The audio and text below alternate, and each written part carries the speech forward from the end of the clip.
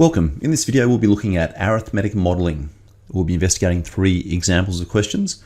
First of all, this is to do with simple interest, flat rate depreciation, and unit cost depreciation. Before we go any further, I would recommend that viewers watch my previous video on recurrence relations. This will give some basic fundamentals about arithmetic sequencing that will be of benefit for the rest of this video. Our first of 3 scenarios. Number 1. James has $1,000 he wishes to invest at his bank. The bank offers James the following terms: an interest rate of 5% per annum. So the first task is to write a recurrence relation to model this investment. Step 1, let's write out a general relation. So a recurrence relation has a rule to follow that involves the term value n and value of n plus 1, which means the next term's value. And it also needs to have an initial value, V0, the initial value. So first of all, let's calculate the amount of interest paid into James's account each year. This value D, after all, this will be added every year to the previous balance. So to calculate this, we have the initial value of $1,000. We have a rate of 5% per annum, and we want to work out the value D, the difference that will be added every year to the balance. Here's the equation. D equals R over 100 times V0. This is much like the old equation with interest rates, okay, except R would be R for rate and V0 would be P for principal. People may have seen it that way as well. Let's substitute in our values. R was 5. Here we have R equals 5% per annum and V0 was 1,000. We place that in. So D is $50. So step 3, let's substitute the value into the general rule. Okay, so D was $50. And the initial value in this situation was a principal of 1,000.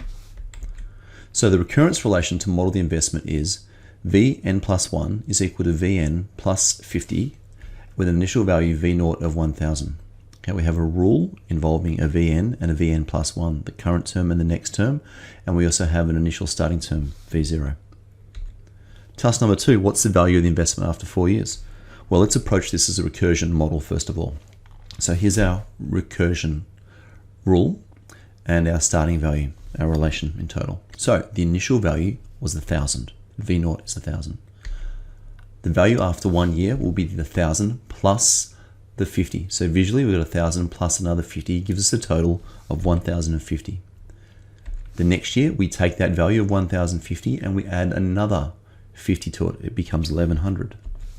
After 3 years we take that 1,100 and there's another 50 added to it in that year to give us $1,150. And finally, to work out the value after 4 years, we take the value after 3, which is $1,150. We add another 50 to it. It gives us a total value of $1,200. So to answer this question, after 4 years, James's investment will be worth $1,200. Let's look at that on the CAS calculator. Let's model our $1,000 investment at an interest rate of 5% per annum yearly. This is simple interest.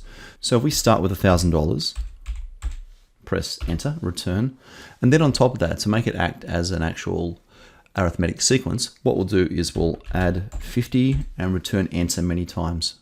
Okay, we want to work out what it's worth after 4 years. So that's after 0 years, it's $1,000. 1 year, 2 year, 3 year, 4 year. After 4 years, this investment, $1,000 at 5% per annum with simple interest, has a value of $1,200. Task 3, how many years would it take for James to double his investment? Again, this is probably easiest done by looking at the CAS calculator. We're using the TI Inspire to calculate how many years it would take for James's investment of $1,000 to double. Now clearly that means his investment will have to reach $2,000. So using our calculator, $1,000, enter, and we're going to add 50. So let's look for the value of 2,000. That's 1, 2, 3, 4, 5, 6, 7, 8, 9, 10, 11, 12, 13, 14, 15, 16, 17, 18, 19, 20. It takes 20 years to reach a value of 2,000, and that's using a recursion approach. So it would take 20 years for James to double his investment. Task 4. Write a rule that will calculate the value of James's investment after n years. Okay, up until this point, we've been looking at recursion relations. Now we're looking for a general mathematical rule that allows us to predict any time down the track. So here we have a general rule for simple interest where we're predicting for the value in the nth year. We take our initial value and we're adding n lots of the interest D. So let's work out that interest. Now we've actually done this before, but we'll repeat it. V naught of 1,000, R the rate of 5% per annum, D is the difference or the interest. There's our equation, we sub it in, and again we get $50. Our general rule was Vn equals V naught plus N lots of D. Let's put in our specifics. For this particular scenario, we have a V naught of 1,000 and we have a D, the difference of $50 being added every year. Now I reverse the order of the N and the D because mathematically we tend to have the numerals before the pronumerals.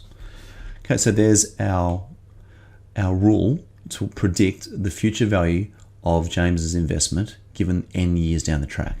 So the rule used to calculate James's future investment values after N year will be the value of the nth year will be 1,000 plus 50 times N, where N is the years.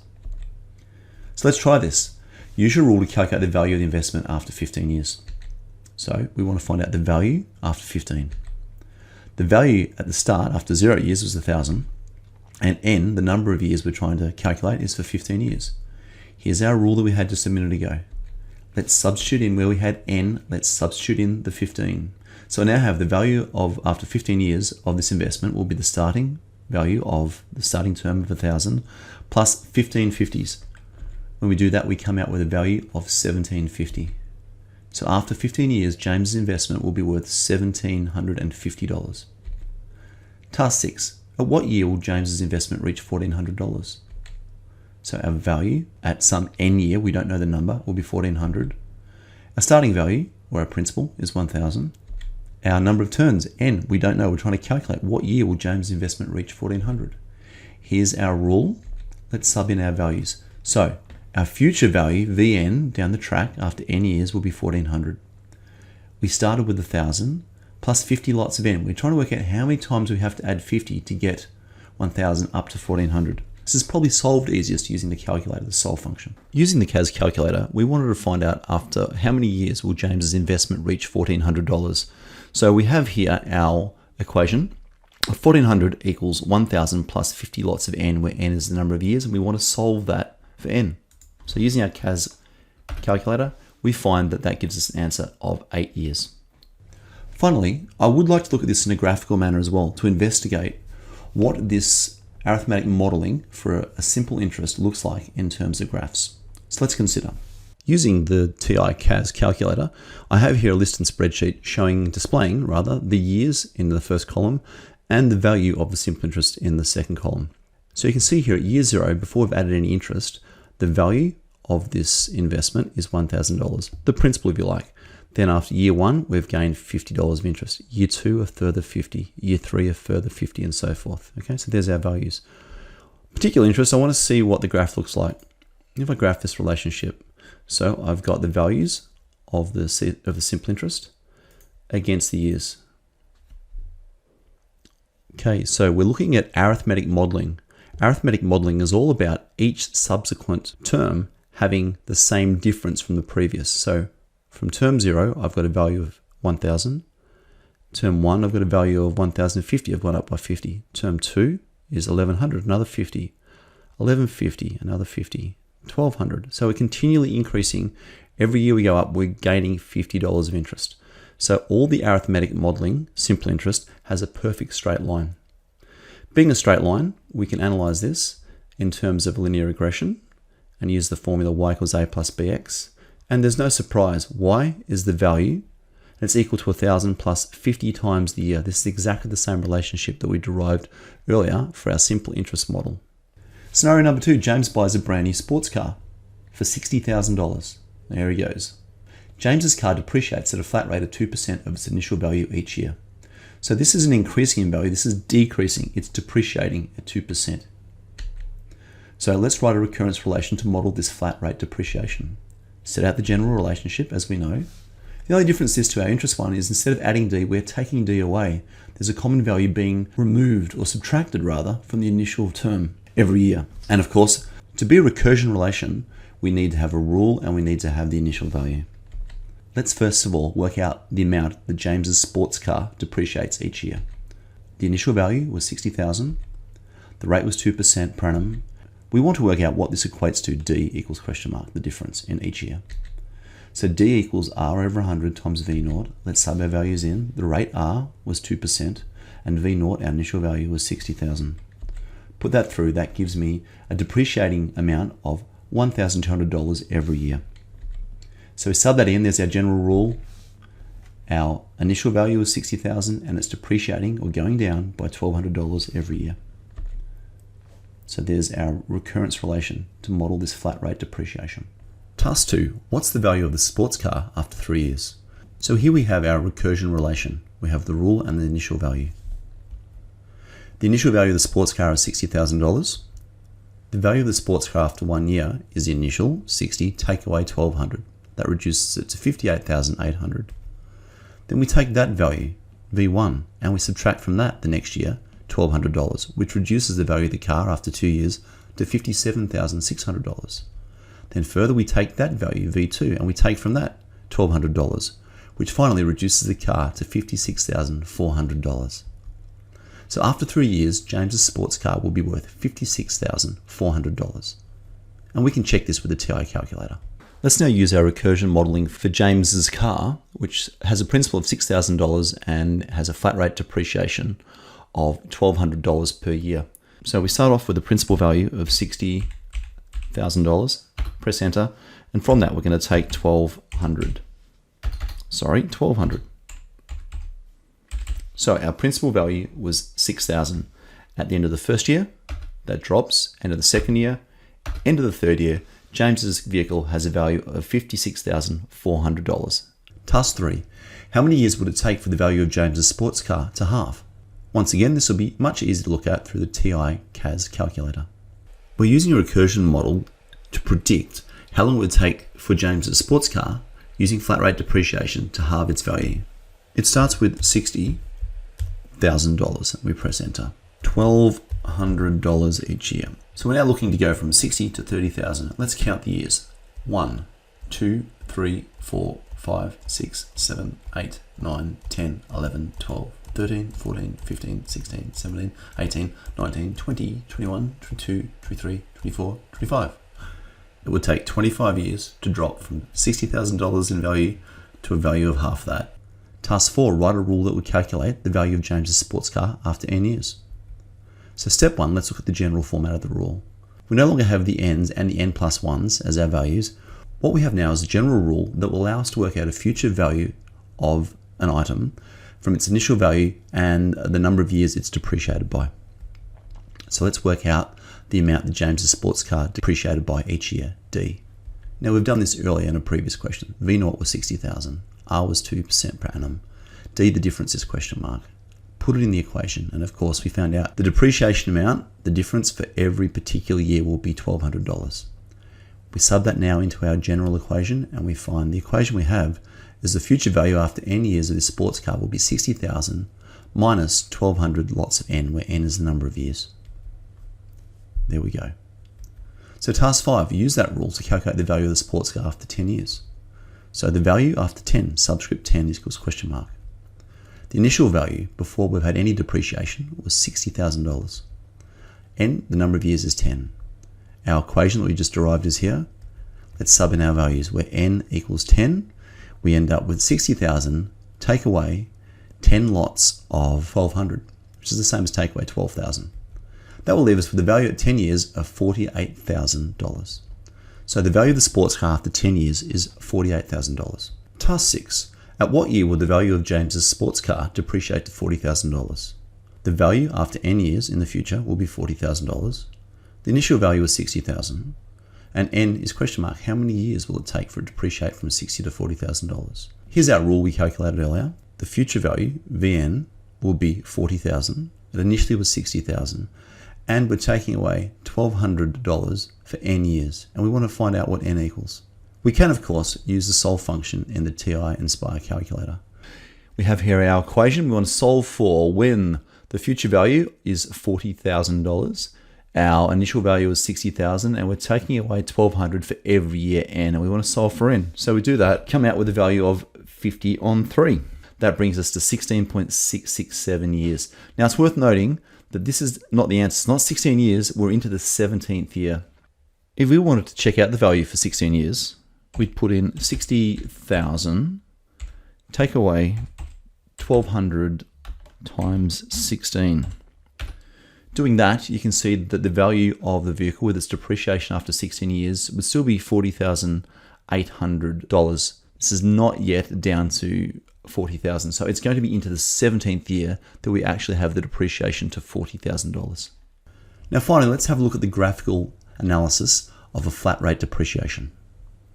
This listed spreadsheet represents a model of our flat rate depreciation for James's sports car. So we've got our first column, years, going from 0 to 10, and then we've got the value of the vehicle, value flat rate FR, flat rate depreciation. So upon purchase, James's car had a value of $60,000. Then after the first year, it reduced by 1,200 to 58,800. Second year, it reduced a further 1,200 and so forth. So I'm using this particular equation. The value with the flat rate depreciation is 60,000, take away 1,200 multiplied by the years, and that models the equation with the data. Let's now look at this as a graph. Okay, we're moving our value of flat rate on the y-axis, of flat rate depreciation, and we're putting in the years on the x-axis. And this is exactly as we'd expect. Again, this is an arithmetic model whereby the difference from each term should be the same. So we start at 60,000, we drop down by 1,200, then we drop another 1,200 and another 1,200. It's a constant linear gradient. In fact, if we were to graph this, analyze, regression, show it as a y equals a plus bx, no surprise, we get y, the value of the vehicle using a flat rate depreciation, is equal to 60,000, take away 1,200 lots of x, the years.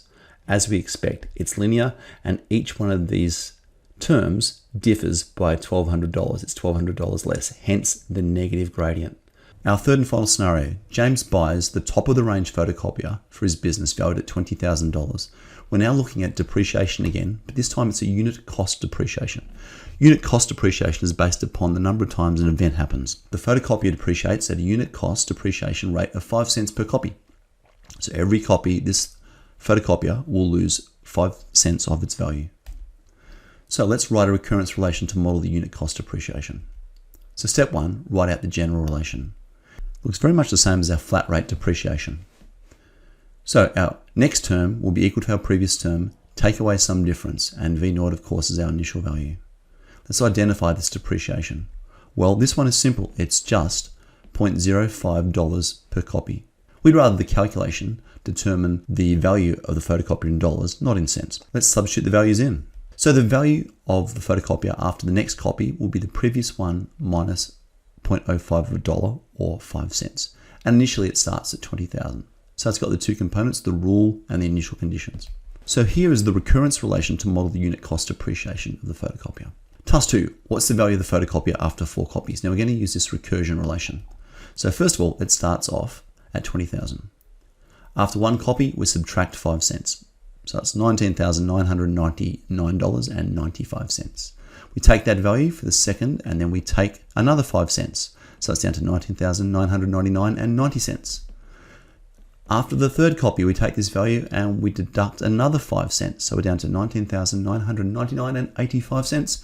And finally, after 4 copies, we deduct from this value a further 5 cents, which takes it down to $19,999.80. Let's see how this looks on the TI Inspire calculator.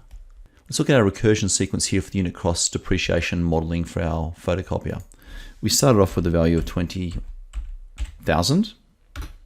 And from that, we're going to take away from the answer $0.05 or 5 cents. So when we take that away, we end up with $19,999.95 after 1 copy, 2, 3, 4. After 4 copies, we've only dropped 20 cents, which makes sense. We've dropped 5 cents 4 times. So after 4 copies, we've got down to $19,999.80. Task 3. How many copies would it take for the value of James's photocopier to halve? Let's try this on the TI Inspire calculator. So James's photocopier started with an initial value of 20,000. And each successive copy reduces value by 5 cents or 0.05. So let's quickly have a look at what effect taking copies has on the overall value of this photocopier.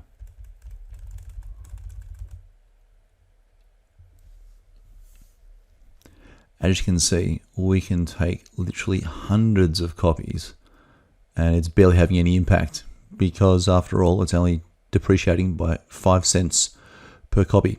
So this modeling of our recurrence relation is a pretty poor way to work out how long it'll take to halve its value to 10,000. There must be a better way. Clearly using the recursion model and the TI Nspire CAS calculator isn't the best way to solve or approach this problem. Let's consider another approach.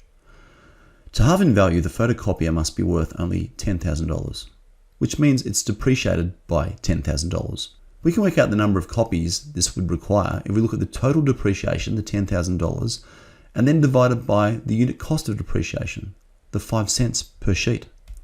So the number of copies is equal to $10,000 being depreciated, and each individual sheet is worth 0.05 of a dollar or 5 cents. So when we divide 10,000 by 0.05, we end up with the total number of copies must have been 200,000 copies. So it would take 200,000 copies for the value of James's photocopier to halve. Number 4, write a rule that will calculate the value of James's photocopier after n copies. The last example demonstrates clearly that recurrence relations do have their limits, that the rules are sometimes a lot easier to use to work out future values. So let's again work out the general rule. It's our value after n years is the initial value, take away n times d, the number of copies multiplied by the difference of each, or the unit cost depreciation of each copy. Step 2, identify the depreciation amount per use d. And of course we know that it's $0.05 per copy, or 5 cents per copy. So here's our general rule. Let's substitute in the values 20,000 for the initial value and 0.05 for the depreciation, unit cost depreciation. So here's our rule. Now to calculate the value of James's photocopier after n copies, it's Vn equals 20,000 take away 0.05 lots of n. Task number 5. Given the photocopier makes 40,000 copies a year, use your rule to calculate the value of the photocopier after 6 years. So step 1, we need to find out what's the total number of copies made in 6 years. So there we go. It's 6 years and each year is 40,000 copies, which gives us a total of 240,000 copies. Step number 2, calculate the value of the photocopier after 6 years. So we want to find out what is the value, not for n equals 6, because this rule was the number of copies rather than years, the value at 240,000 copies. The value after no copies, the original value is 20,000. The number of copies n we're looking for is 240,000. Here's our expression. Let's substitute in. We want to work out what is the value of this photocopier after 240,000 copies.